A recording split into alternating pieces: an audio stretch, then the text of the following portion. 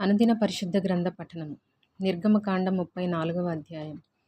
మరియు యెహోవా మోషేతో, మొదటి పలకల వంటి మరి 2 రాతి పలకలను చెక్కుము.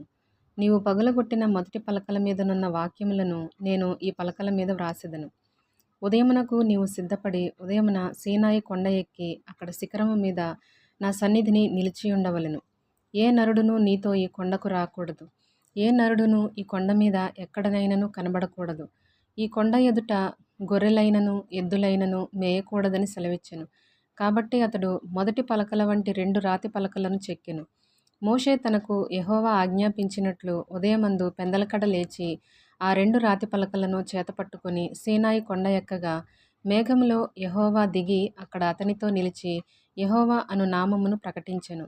అతని ఎదుట యెహోవా అతని దాటి వెళ్ళుచు, యెహోవా కనికరము, దయ, దీర్ఘశాంతము, విస్తారమైన కృపాసత్యములు గల దేవుడైన యెహోవా, ఆయన 1000 మందికి కృపను చూపుచు దోషమును, అపరాధమును, పాపమును క్షమించును గాని ఆయన ఏమాత్రమును దోషులను నిర్దోషులుగా ఎంచక 3-4 తరముల వరకు తండ్రుల దోషమును కుమారుల మీదికిని కుమారుల కుమారుల మీదికిని రప్పించునని ప్రకటించెను.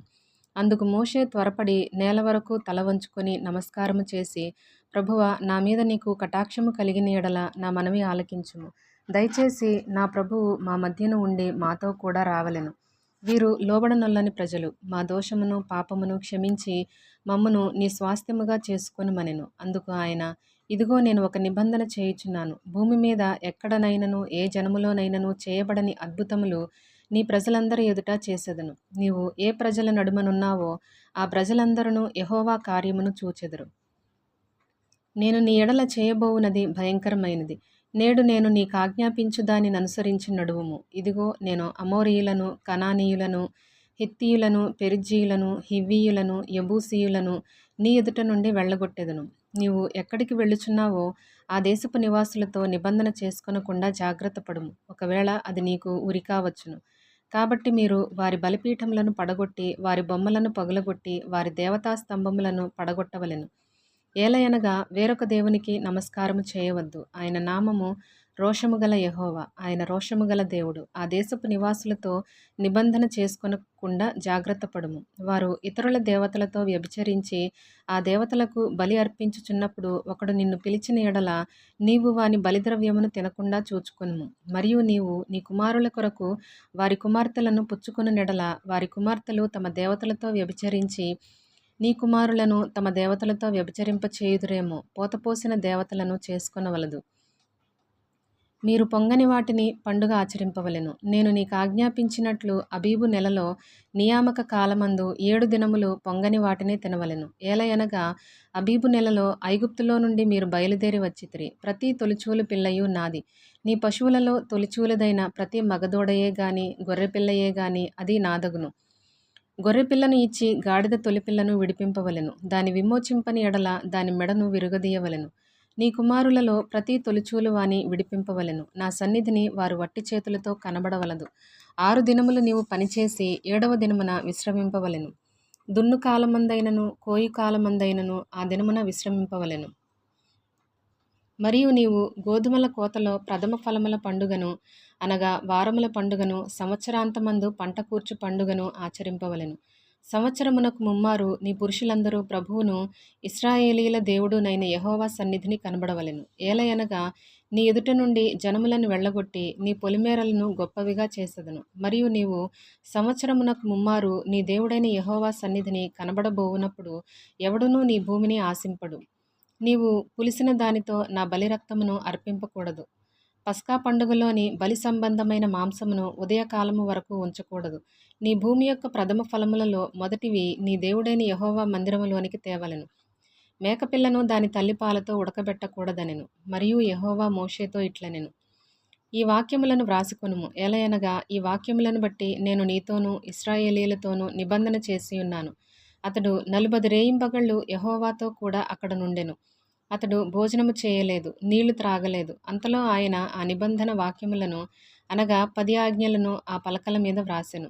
మోషే సీనాయి కొండ దిగుచుండగా శాసనములు గల ఆ 2 పలకలు మోషే చేతిలో ఉండెను. అతడు ఆ కొండ దిగుచుండగా ఆయన అతనితో మాటలాడుచున్నప్పుడు తన ముఖ చర్మము ప్రకాశించిన సంగతి మోషేకు తెలిసి ఉండలేదు. అహరోనును ఇశ్రాయేలీయులందరును మోషేను చూచినప్పుడు అతని ముఖ చర్మము ప్రకాశించెను గనుక వారు అతని సమీపింప వెరచిరి. మోషే వారిని పిలిచినప్పుడు అహరోనును సమాజ ప్రధానులందరూ అతని యొద్దకు తిరిగి వచ్చిరి. మోషే వారితో మాటలాడెను. అటు తరువాత ఇశ్రాయేలీయులందరూ సమీపింపగా సీనాయి కొండ మీద యెహోవా తనతో చెప్పినది యావత్తును అతడు వారికి ఆజ్ఞాపించెను. మోషే వారితో ఆ మాటలు చెప్పుట చాలించి తన ముఖము మీద ముసుగు వేసుకొనెను.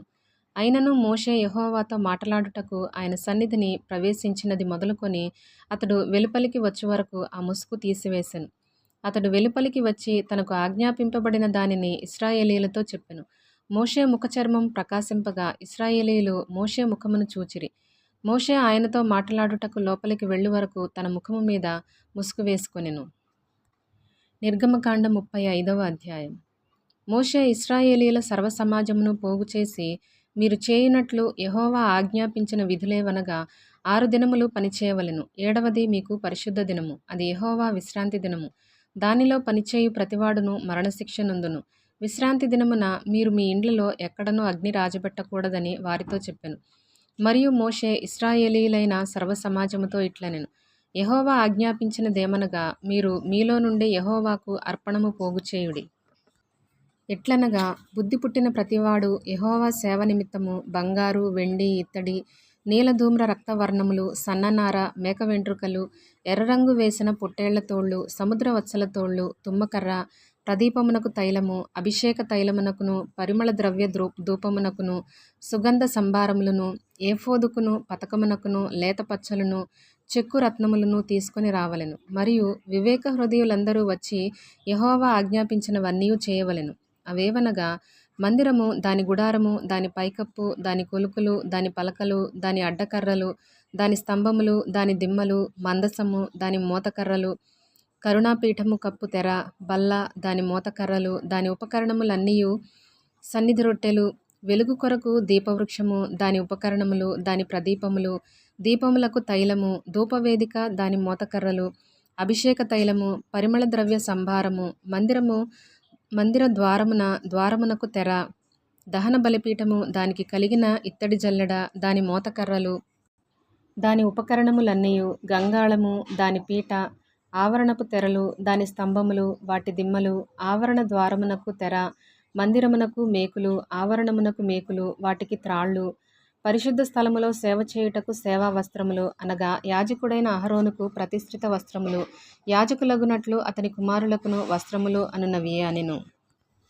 ఇశ్రాయేలీయుల సమాజమంతయు మోషే ఎదుట నుండి వెడలిపోయెను.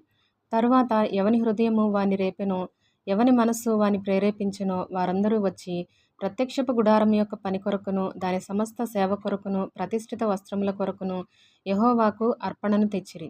స్త్రీలు గాని పురుషులు గాని ఎవరెవరి హృదయములు వారిని ప్రేరేపించెనో వారందరూ యెహోవాకు బంగారు అర్పించిన ప్రతివాడును ముక్కరలను, పోగులను, ఉంగరములను, తావళములను, సమస్త విధములైన బంగారు వస్తువులను తెచ్చిరి. మరియు నీల ధూమ్ర రక్తవర్ణములు, సన్ననార, మేక వెంట్రుకలు, ఎర్రరంగు వేసిన పొట్టేళ్ల తోళ్లు, సముద్ర వత్సల తోళ్లు, వీటిలో ఏవి ఎవరి యొద్ద నుండెనో వారు వాటిని తెచ్చిరి.